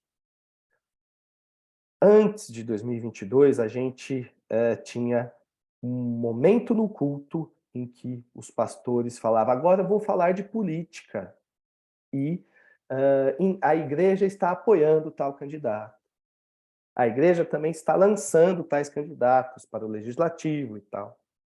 Em 2022, o que aconteceu foi cenas que vocês devem ter visto, como a Michelle Bolsonaro, no meio do culto, sem fazer a parte nenhum, e falando, né, em línguas, com a entonação típica de falas pastorais. E com elementos de glossolalia ali no meio, falando em línguas estranhas. A gente tem que perceber que tem uma mudança ali muito importante na ritualística da campanha eleitoral. Eu faço uma comparação que, obviamente, ela é limitada, mas é como se, por exemplo, a gente tivesse em alguma religião em que tem incorporação, num centro espírita, num centro de umbanda, numa tradição de religião tradicional iorubá, candomblé, seja o que for, em que você tem lá a figura falando como ela, como pessoa física. Isso é uma coisa. Votem em fulano. Outra coisa é a pessoa incorporada falando, votem no fulano. Né? Outra coisa é um pai de santo falando, olha, eu sou aqui uma entidade, e eu, enquanto entidade, estou falando isso. Foi mais ou menos isso que aconteceu nas igrejas evangélicas de 2022, quando você vê cenas em que não há sequer esse esse elemento de ir à parte do culto. E você tem, no meio da pregação, utilizando ali o recurso das línguas estranhas, as pessoas pedindo voto para o Bolsonaro. Isso é um salto na relação religião e política, né? E isso é dentro de uma tentativa de aproximação entre identidade religiosa e identidade política, né? A ideia de que, olha, nós temos que fazer com que ser evangélico no Brasil signifique ser bolsonarista. Se a gente olha para os números, a gente pode dizer que isso teve um relativo sucesso, afinal de contas, com tudo que aconteceu ao longo dos 4 anos de governo Bolsonaro, 69% dos evangélicos votaram em Bolsonaro. No entanto, e com isso eu encerro a minha fala, com essa parte final, o que eu estou defendendo nesse artigo que está no Prelo, que vamos apresentar na IPSA, em Buenos Aires agora, em julho, é que, a partir de pesquisas qualitativas, a gente viu que existiu uma disputa entre os evangélicos. E, na verdade, ao longo de todo o ano de 2022, os evangélicos criticaram Bolsonaro. Não estou falando dos líderes evangélicos. Não estou falando dos políticos evangélicos. Estou falando dos fiéis. Disseram, olha o que esse cara falou na pandemia. Disseram, esse cara está defendendo armas, agora tem até pastor defendendo armas. Disseram, eu não aguento mais ir para a igreja e, em vez de ouvir sobre Jesus, ouvir sobre Bolsonaro. Tá chato, as pessoas estão brigando. Odeio quando o pastor começa a falar de política. Fico lá, porque afinal de contas é minha religião. Mas, não vejo a hora que passe essa eleição. E a gente tem um compilar enorme de, enfim, falas de grupos focais, entrevistas em profundidade, em que isso aparece. Mas por que, apesar disso, votaram em Bolsonaro? Porque ainda há uma grande dificuldade de conexão desse grupo com a esquerda. Com, talvez, o PT, existe, a gente sabe, um fenômeno antipetista, com a figura do Lula, em algum sentido, ainda que o Lula consiga quebrar certas divisões sociais de esquerda e direita, né? Mas, enfim, o que eu queria trazer para vocês era esse panorama em que, de um lado, a gente vê uma preponderância conservadora evangélica e uma aproximação desse grupo com o bolsonarismo no Brasil.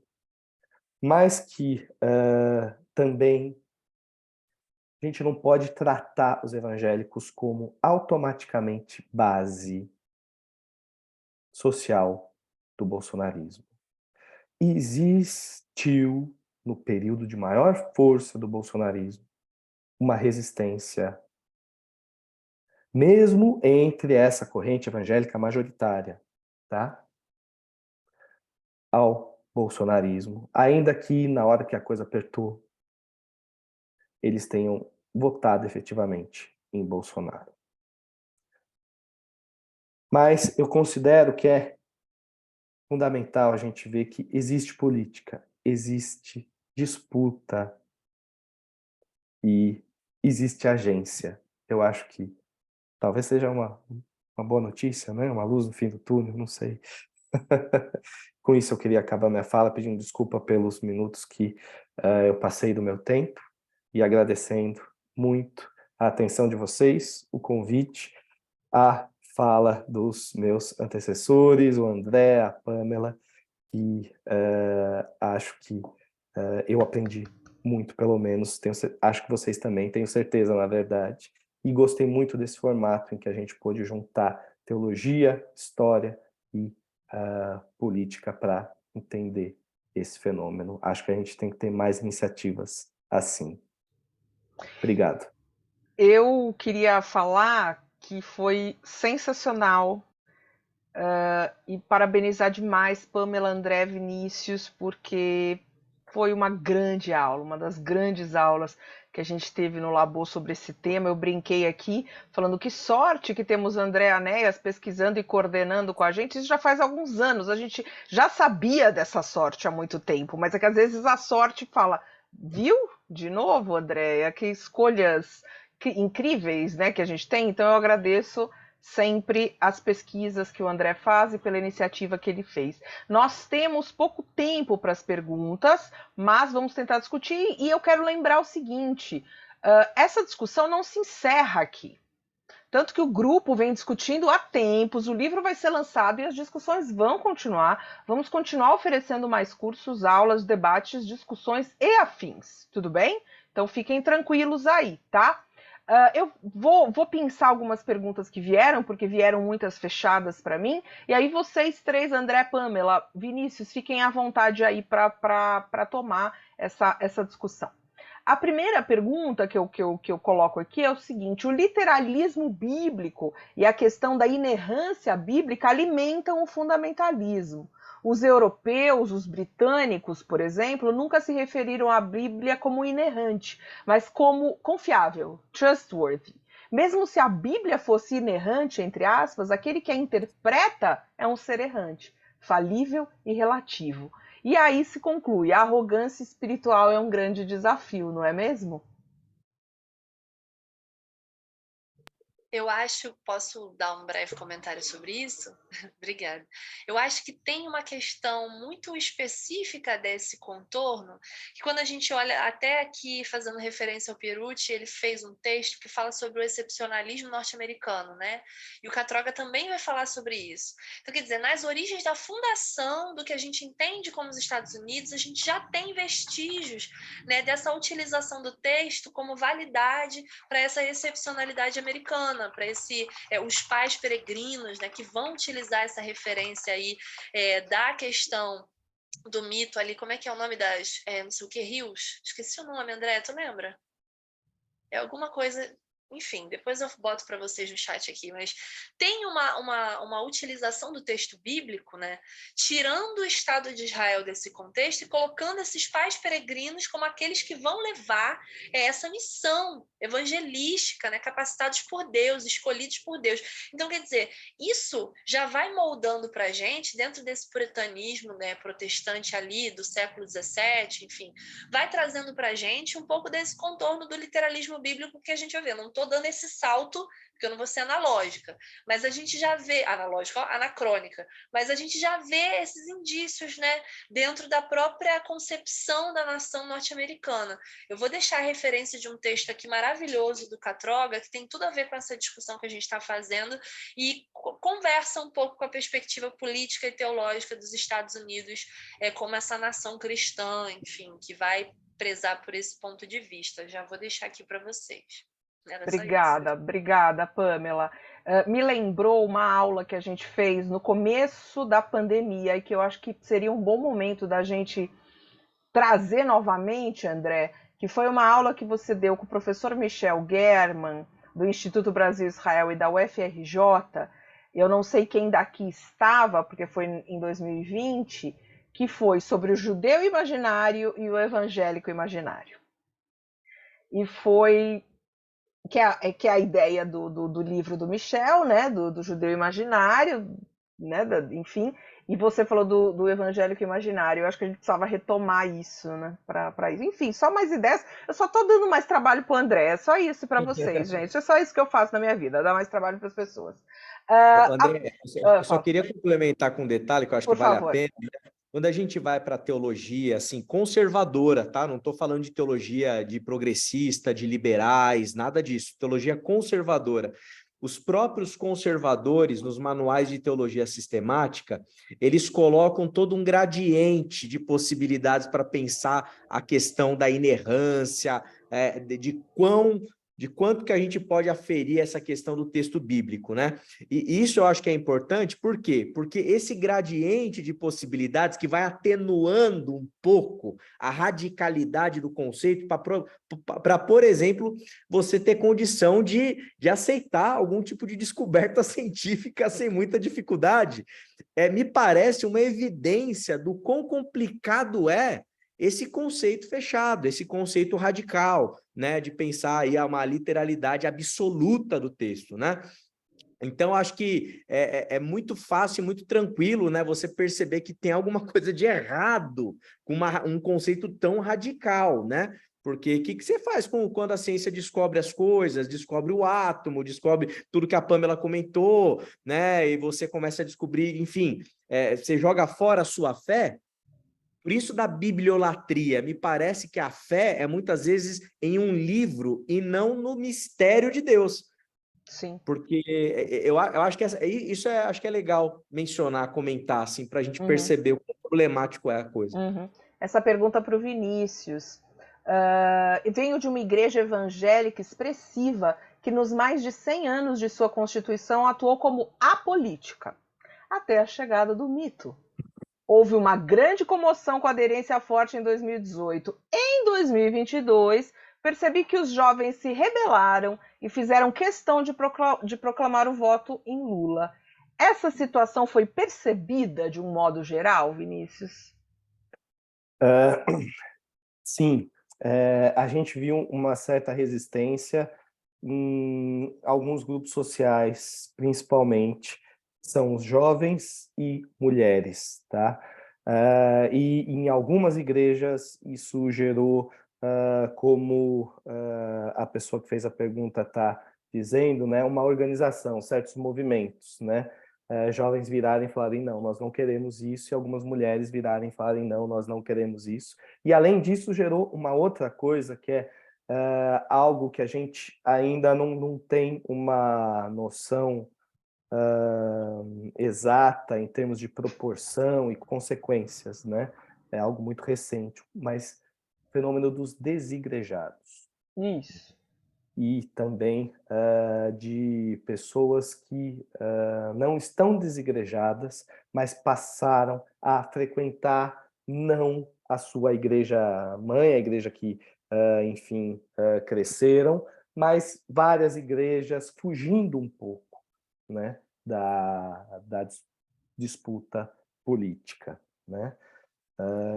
Isso a gente pegou, a gente monitorou, né?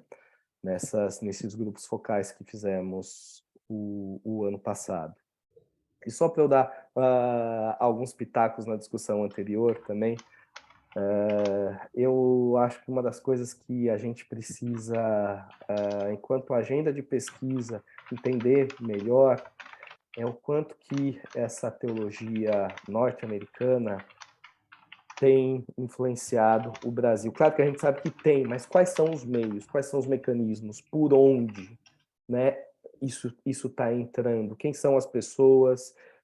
Quais são as instituições-chave? Né? Porque a impressão que eu tenho, e na conversa com outros colegas, pesquisadores e outras coisas que eu tenho lido, enfim, é de que nós estamos formando uma nova geração de pastores muito mais conservadora e fundamentalista do que a geração anterior, né? E não sei, né? Mas é uma hipótese para ver em pesquisa. Sim. Follow the money, né? Follow the money, precisamos seguir o dinheiro ali, exatamente.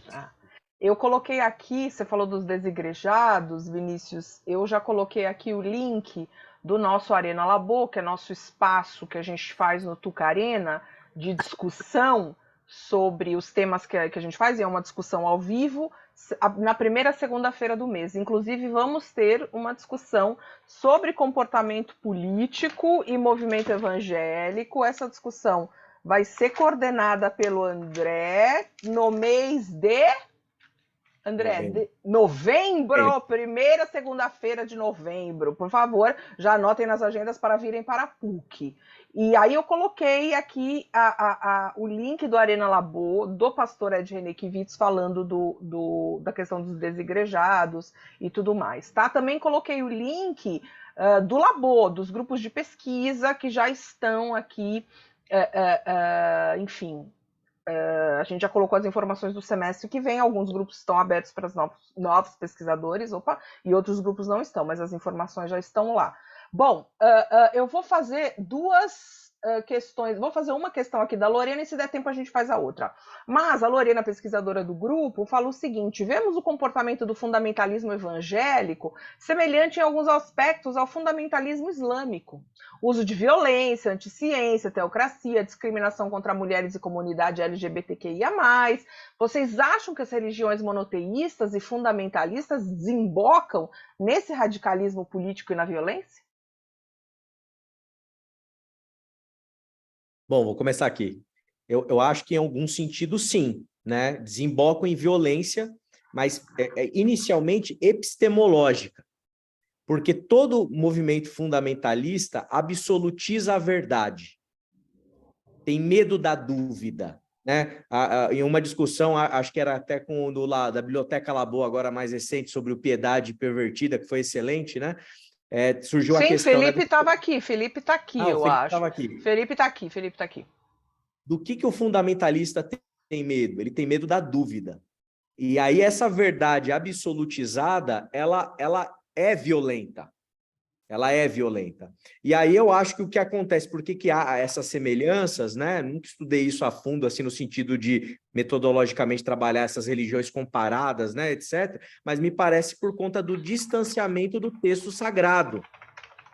Porque o distanciamento do texto sagrado da sociedade moderna é grande, né? E aí você absolutiza um texto escrito há séculos atrás e traz para agora.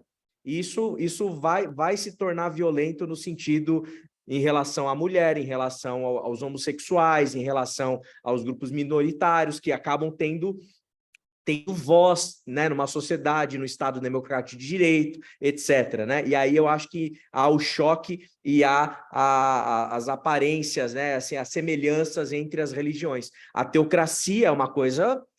Pelo amor de Deus, né, gente? A gente é moderno, é pós-moderno, vai pensar em teocracia, né? A gente olha a Inglaterra com rei, rainha, a gente acha esquisito demais, né? Imagina, e pensar numa teocracia, né? Algo arcaico para a nossa sociedade atual, contemporânea. Mas o texto sagrado, ele está numa teocracia.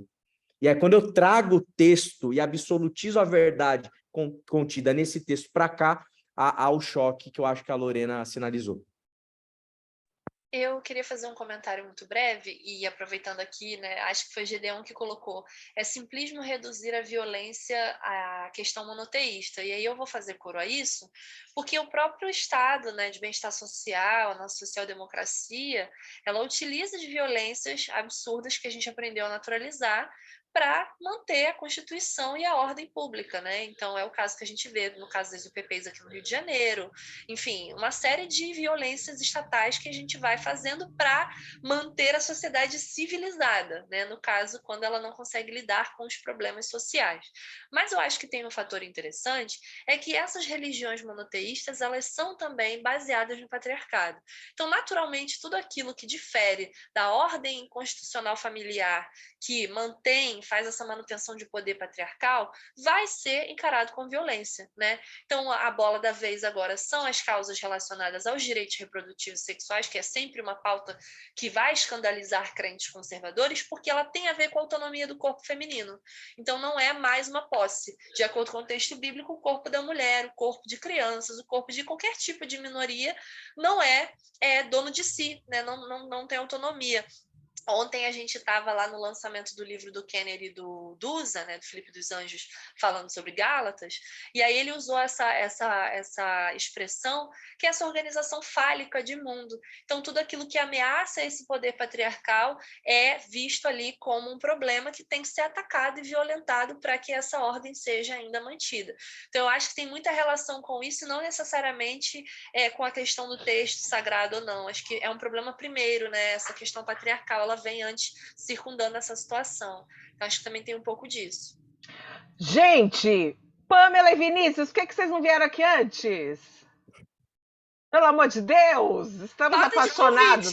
Falta de convite. André, nós estamos aí, podemos voltar, é isso aí. Pessoal, gente do céu, é o seguinte, eu agradeço demais a esses queridos maravilhosos, que aula sensacional, que reflexão importante, e por mais é interessante que a gente pensa assim, a gente já vem discutindo movimento evangélico e política, Bolsonaro já foi e tal, gente, mas é isso que vocês falam, né? Esse todo raciocínio, desde quando o André fala assim, peraí, vamos analisar aquela fala do Roda Viva para a gente entender tudo isso que faz parte da nossa vida. Então eu acho isso, e eu vejo aqui na minha tela tantas pessoas de tantos grupos de pesquisa, de tantas religiões diferentes, e é essa riqueza do Labo, e é isso que traz a gente aqui, não é mesmo? Então eu agradeço demais a todos, exatamente, Felipe, uma noite brilhante. Labo nunca decepciona, muito obrigada, Lia, verdade, que noite maravilhosa, são milhões é ótimo, mas centenas de comentários aqui no chat, parabenizando vocês, eu agradeço demais, a gente vai voltar aqui para falar, e acompanhem as publicações do Grupo de Teologia Cristã e Religião Contemporânea. As informações estão no site do Labo, nas redes sociais, venham conversar com a gente ao vivo na PUC, já estão todos convidados para agosto o lançamento do livro, novembro Arena Labo. Aliás, olha o livro, André, faz por favor, mostra para a gente, deixa eu colocar você aqui. Evangélicos e Política, publicado pela editora Recriar, né? Alegria, né? Tá essa parceria com a Recriar, e o Vinícius do Vale, ele prefaceia também o livro, né? Então, quero fazer essa menção de gratidão também a ele por ter feito o prefácio. Perfeito. Vinícius já está convidado para o nosso lançamento. Com certeza. Por favor, venha. E eu esqueci de mostrar os outros livros do André sobre experiência mística da editora Recriar, que ficam aqui atrás de mim, mas eu não posso levantar agora para pegar, porque, enfim, seria deselegante da minha parte. Mas, enfim, os outros livros do André também recomendo demais. Estamos aqui. Agradeço muito e até a próxima. Um beijo. Tchau, tchau. Boa noite. Gente, muito obrigada. Obrigado, pessoal. Foi um prazer. Até.